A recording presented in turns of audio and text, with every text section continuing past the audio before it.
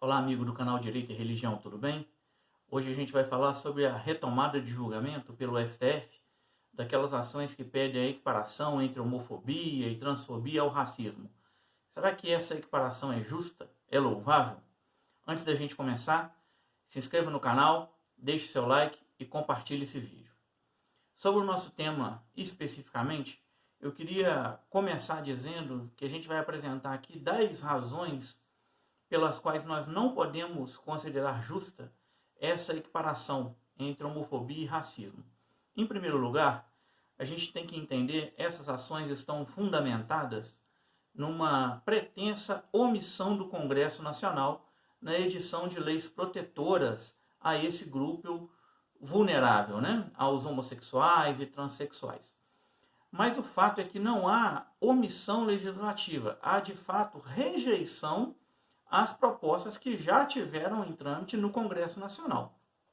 Você deve se lembrar, há alguns anos atrás, do PLC 122, ele ficou muito conhecido, também chamado de Lei da Mordaça e coisas do gênero. Para você ter uma ideia, esse PLC 122 ele chegou a ser aprovado na Câmara dos Deputados, era na época o PL 5003 de 2001, mas o PLC 122 ele acabou sendo rejeitado pelo Senado. Então não é uma questão de omissão legislativa, não há uma inércia em discutir o tema, mas sim uma rejeição das propostas que foram apresentadas até esse momento. Em segundo lugar, a gente tem que frisar que não cabe ao Supremo Tribunal Federal editar leis penais. Legislação, quem legisla é o Poder Legislativo. O Supremo faz parte de um outro poder, do Poder Judiciário. Ele não tem atribuição constitucional de editar leis que valham para toda a população brasileira. Ainda mais se a gente pensar numa legislação penal. É preciso deixar muito claro, por exemplo, em matéria criminal, quando que começa a valer o crime. E o relator da ação direta de inconstitucionalidade por omissão, o Celso de Mello, disse claramente que, olha, nós não vamos interpretar esse novo delito, essa equiparação, para fatos pretéritos. A nossa proposta é que isso valha a partir do momento que a gente concluiu o julgamento. Bom, se ele está reconhecendo que só vale a partir do julgamento, significa que não é uma técnica de interpretação. O que ele está, de fato, é criando um novo delito. E, por isso, deveria ficar muito claro em que momento esse crime passaria a valer. Então, eu volto a repetir. Não cabe ao Supremo legislar. Ele faz parte do Poder Judiciário e não do Poder Legislativo. Em terceiro lugar, a gente tem que entender que não há uma uniformidade quando a gente vai falar sobre homofobia e transfobia. Cada um tem um conceito, uma definição diferente do que seriam esses termos. E na legislação, principalmente na legislação penal, a gente não pode deixar com que o doutrinador faça o papel do Poder Legislativo e diga o que é de fato homofobia e transfobia. Quando que começa um discurso de ódio, por exemplo, e quando há de fato a livre manifestação do pensamento, que também é garantido pela Constituição. Em quarto lugar, essa ideia de criminalização da homofobia ela não é um argumento ou um pedido desde o início do movimento gay, do movimento LGBT. Mas ele é de fato agora uma manifestação recente desse movimento como um lobby para que ele receba uma proteção especial da nossa legislação. O que a gente entende que seria indevido. Não há que se falar numa proteção especial para esse grupo. Ele não é uma outra categoria de pessoa, ele não faz parte de um outro patamar. Ele é um grupo de pessoas como somos todos nós. Que, inclusive, e aí é um ponto interessante, que a morte de homossexuais e transexuais não pode ser atribuída especificamente a essa dimensão de homofobia. Parece que todas as vezes que morre um homossexual, nós estamos diante de um ato de homofobia. E isso não é verdade. Homossexuais e heterossexuais morrem por conta de assaltos, por conta de brigas internas entre os seus próprios grupos. Então, a gente tem que aprender a lidar com números de mortes de homossexuais para investigar o que é de fato uma causa homofóbica, uma causa de repulsa ao homossexual uma causa em que o sujeito mata o homossexual pelo simples fato dele possuir essa característica, do que é um homicídio comum, como qualquer outro. Uma agressão comum como qualquer outra que todos estamos passíveis de receber. E aí entra uma dimensão interessante. Em sexto lugar, a gente tem que pensar no seguinte: a normatização que a gente já tem hoje protege tanto, como eu disse, homossexuais quanto heterossexuais. A questão fundamental é que homicídio, 121 do Código Penal, lesão corporal, 129 do Código Penal, esses delitos, assim como todos os outros, já se aplicam a esse grupo homossexual.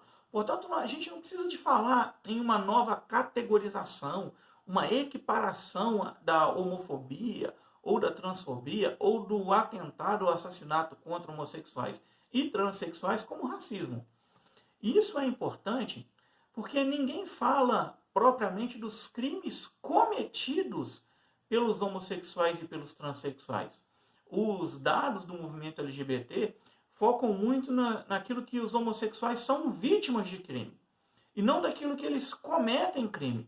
Isso é interessante porque a gente está acostumado a lidar muito próximo do ambiente criminal, e nos presídios a gente vê homossexuais detidos e transexuais detidos. Só que você pode se perguntar, onde estão esses grupos LGBTs para defender os direitos desses homossexuais e transexuais que estão na prisão? Eles simplesmente não aparecem. Sabe por quê? Porque defender um bandido homossexual não dá ibope, não dá mídia. Então, não há de fato uma tentativa do grupo LGBT de defender os direitos desse grupo que se diz vulnerável, mas sim, propriamente, tentar mudar o panorama da nossa sociedade, né? Tirando essas ideias conservadoras ou tradicionais no entender deles. E é importante também dizer, como um oitavo motivo, para não haver essa equiparação da homofobia ao racismo, é que muito se tem argumentado de outros países que adotam legislações, em princípio, mais protetoras a esse grupo. Tá? Esse não é um bom argumento. Por quê? A gente não pode trabalhar, sob o ponto de vista legislativo, com essa ideia de copia e cola. Vamos importar uma determinada medida de um determinado país que tem dado certo. Por que isso? Recentemente a gente teve em Brunei a aprovação de uma lei que punia com pena de morte os homossexuais. Depois o governo acabou retirando essa legislação, mas o fato é que, então, se a ideia é interiorizar leis de outros países, a gente de fato vai querer interiorizar uma norma que pune com pena de morte os homossexuais? Claro que não. Então não é um argumento saudável a gente simplesmente lutar por uma incorporação de uma determinada matriz legislativa vindo de um outro país. Porque, de fato, cada país tem a sua cultura e a sua dinâmica social, que merece ser respeitada pela sua legislação. Em nono lugar, a gente tem que lembrar que equiparar homofobia e transfobia a racismo é uma falha muito grande, porque a gente perde, inclusive, a noção do que seja racismo. Vou te dar um exemplo.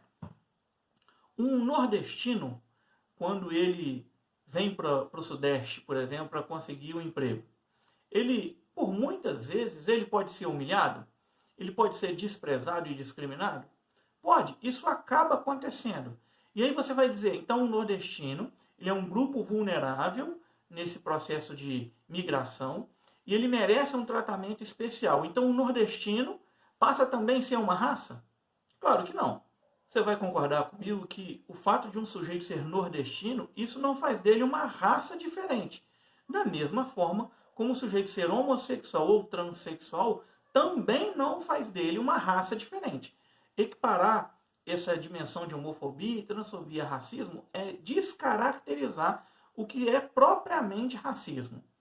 E, em último lugar, a gente tem uma manifestação dos ministros do Supremo que já votaram, no sentido de que essa equiparação ela não ia ferir a liberdade religiosa.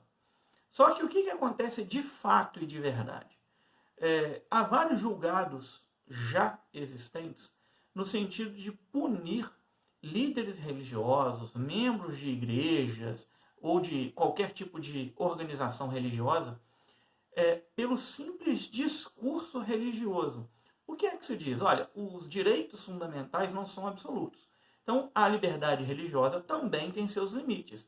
E, eventualmente, esse limite vai ser transbordado e pode dar, inclusive, aso à condenação do sujeito. Esse é um tema muito importante, porque apesar de dizerem que a liberdade religiosa não está sendo atacada nesse julgamento pelo Supremo, ela de fato está. Porque daqui a pouco vão poder dizer assim, olha, o sujeito está transbordando o direito dele de se manifestar sob o ponto de vista religioso. E esse transbordamento faz parte de um discurso de ódio, e esse discurso de ódio tem que ser punido enquanto crime de racismo. Então, há um sério risco de essa decisão do Supremo acabar, de fato, minando a liberdade religiosa e você ter pastores, padres, rabinos sendo processados e até condenados por condenarem, por exemplo, práticas homossexuais. Apesar, como repito, a liberdade religiosa está prevista na Constituição. Mas o fato é que já há condenações criminais por discurso religioso sob o argumento de que esse discurso ultrapassa a liberdade e acaba caindo no discurso de ódio. Bom, eu sei que esse tema é um pouco polêmico, um pouco não, né? Bastante polêmico, e eu queria te convidar. Se você tem alguma dúvida ou alguma sugestão para falar sobre esse assunto, vai nos nossos comentários, deixe lá o seu comentário, inclusive com sugestões para outros vídeos que a gente possa gravar. E para finalizar, eu queria pedir a você que você deixe o seu like, se inscreva no nosso canal e compartilhe esse vídeo para que essa informação chegue a cada vez mais pessoas.